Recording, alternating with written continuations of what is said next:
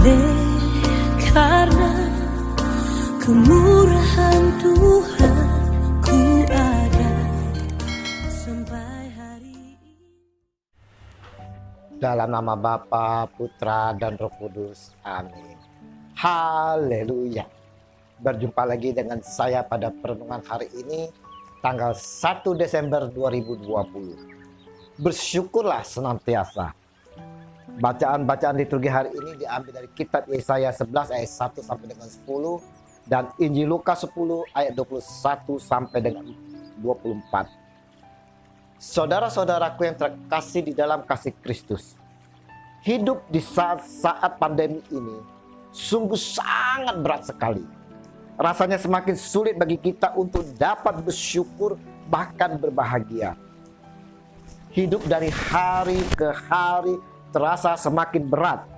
Susah, malah sepertinya tidak ada harapan untuk masa depan.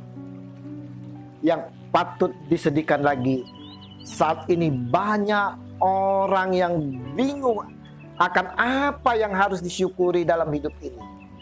Sampai-sampai mereka yang sudah patah semangat memilih jalan pintas dengan mengakhiri hidupnya.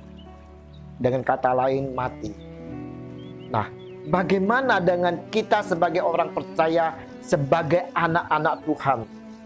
Apakah kita juga mengalami kesulitan di dalam menjalani hidup ini?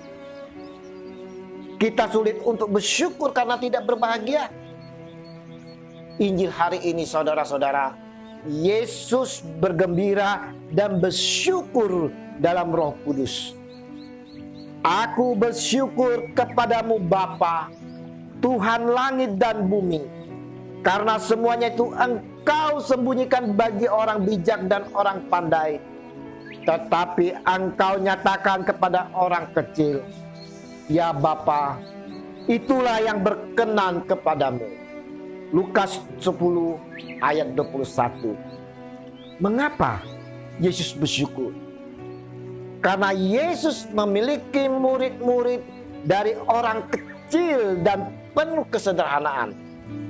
Dari kesederhanaannya lah mereka hanya mengandalkan Tuhan Yesus di dalam kehidupannya. Mereka berhasil menjalankan perutusan yang diberikan. Murid Yesus dari kalangan orang kecil yang tidak begitu berpendidikan. Mereka ada yang dari nelayan, pemungut cukai, orang-orang berdosa yang menurut mata dunia tidak layak. Mereka adalah orang-orang sederhana yang percaya akan penyelenggaraan ilahi, menyerahkan seluruh hidupnya kepada Tuhan. Berbeda saudara-saudara dengan orang pandai dan orang kaya.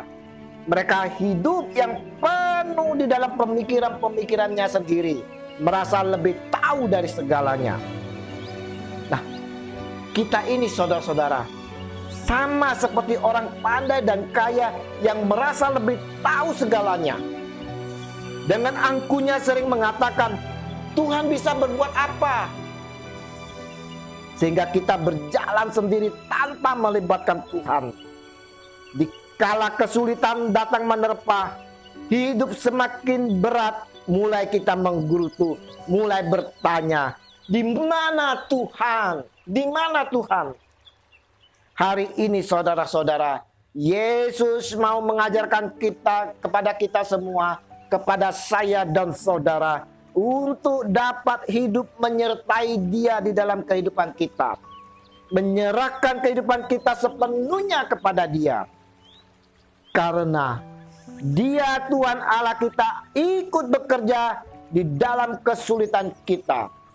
Seperti Paulus katakan di dalam Roma, mengatakan bahwa Allah turut bekerja dalam segala sesuatu untuk mendatangkan kebaikan bagi kita. Yesus pun mengajak kita semua saudara-saudara untuk dapat bersyukur selalu. Bukan hanya atas kesuksesan, keberhasilan kita, tetapi bersyukur di dalam kesulitan dan penderitaan. Dalam keadaan sakit penyakit, saat kita disakiti, dikecewakan, dihina, diejek, maupun dikucil. Kenapa saudara? Karena di dalam kesulitan dan penderitaan itulah kita semakin bertumbuh dan berkembang. Bertekunlah dalam doa dan dalam pada itu berjaga-jagalah sambil mengucap syukur.